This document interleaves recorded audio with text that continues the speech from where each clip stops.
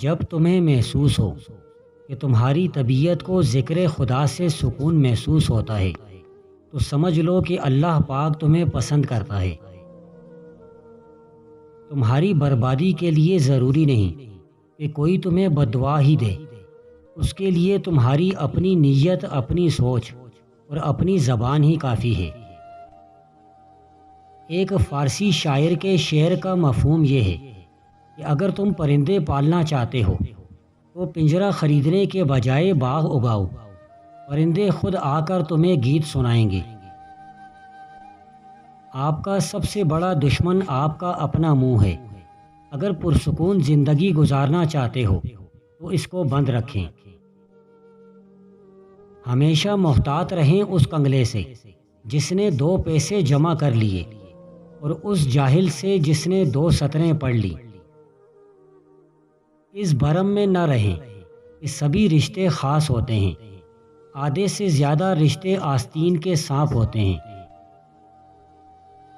سانپ سے نہ ڈرو کیونکہ سانپ سرے عام ڈستا ہے، ان کم ظرفوں اور منافقوں سے ڈرو جو اپنا بن کر ڈستے ہیں۔ کبھی کسی کو دھوکہ مت دینا، اگر کسی کو بھی چھوڑنا ہوا تو وجہ بتا کر چھوڑنا، وجہ بنا کر نہیں، ورنہ اس شخص کا ایک ایک آنسو تمہاری زندگی تباہ کر دے گا۔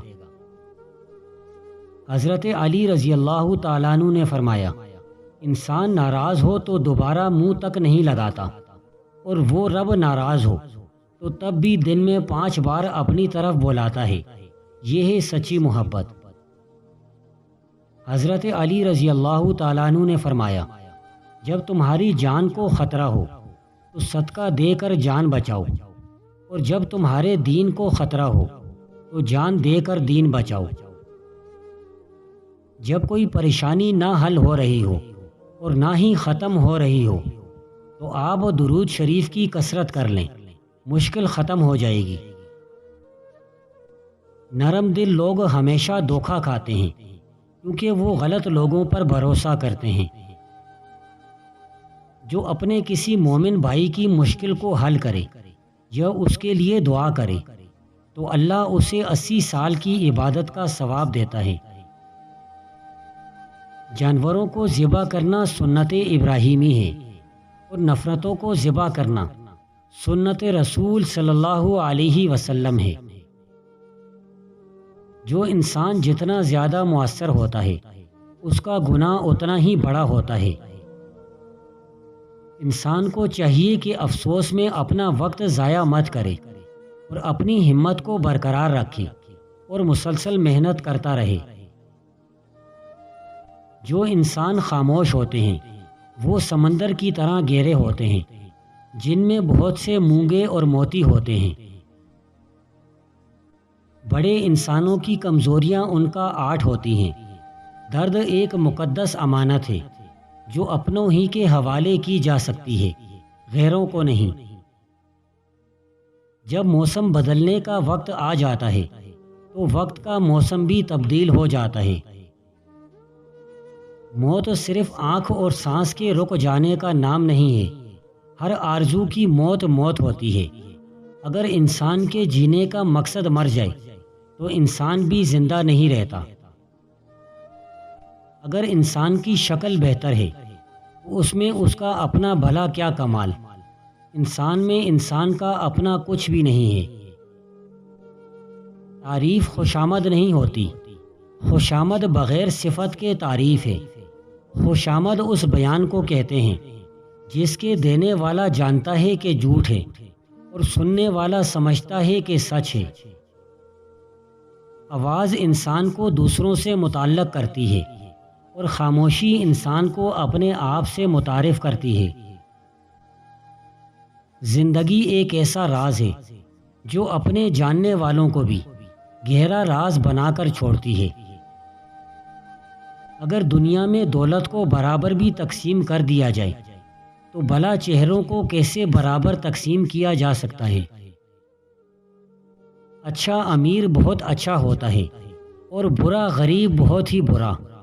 عالم یقین سے محروم ہو تو تبلیغ تاثیر سے محروم ہو جاتی ہے۔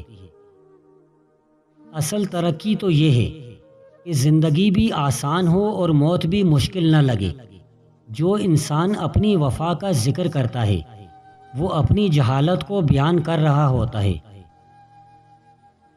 سورج خود بخود پھول کھلا دیتا ہے، چندرما آپ ہی آپ چاندنی کو پھیلا دیتا ہے، بادل بن مانگے ہی پانی برسا دیتا ہے۔ اسی طرح نیک انسان بغیر کہے ہی خود بخود دوسروں کی بھلائی کے کام کرتا رہتا ہے۔ خوش خلقی ایک پھول کی مانند ہے جس کی خوشبو سے لوگ کھینچے چلے آتے ہیں۔ پھول کی خوشبو کی طرح خوش خلقی بھی جگہ جگہ پھیل جاتی ہے۔ جس بندے کے پاس اچھی صحت ہے اس کے پاس دنیا کی سب سے بڑی نعمت ہے۔ اچھی صحت نہ ہو تو دنیا کی کوئی بھی خوشی راس نہیں آتی۔ انسان جو کچھ بھی ہے اپنے حالات و معلومات کا نتیجہ ہے، مزاج اور طبیعت کا نہیں۔ یعنی جس انداز حیات کا وہ عادی ہوگا وہی اس کی طبیعت اور جبلت بن جائے گا۔ اگر جنت کی چیزوں میں سے ناخن برابر کوئی چیز ظاہر ہو جائے تو آسمان و زمین کے اطراف و جوانب اس سے آراستہ ہو جائیں، اور اگر جنتیوں میں سے کوئی شخص دنیا کی طرف جھانکے تو اس کی روشنی سورج کی روشنی کو مٹا دے، جیسے کہ ستاروں کی روشنی کو سورج مٹا دیتا ہے۔ جس کا دل غریب ہے، یعنی جس کا دل غریب کی طرح دوسروں کا مددگار اور دوسروں کا احساس کرنے والا ہے، وہ جنت کا حقدار ہے۔ دوزخ میں صرف بدنصیب داخل ہوگا۔ بدنصیب وہ شخص ہے کہ جس نے اللہ کی خوشنودی حاصل کرنے کے لیے اس کی اطاعت نہیں کی۔ اگر بڑھاپے میں بھی جوان رہنا چاہتے ہو تو کھانا اس وقت چھوڑ دو جب تمہاری بھوک ابھی باقی ہو۔ ادب وہ ہوتا ہے جو مسائل کی نشاندہی اور ان کا حل تفصیل سے بیان کرے۔ کمزور وزن والے کو کیوی کا پھل کھلاؤ، ایک ہفتے میں ہی موٹا تازہ ہو جائے گا۔ افلاس میں ہر ارادے کی بنیاد بے اعتباری ہوا کرتی ہے۔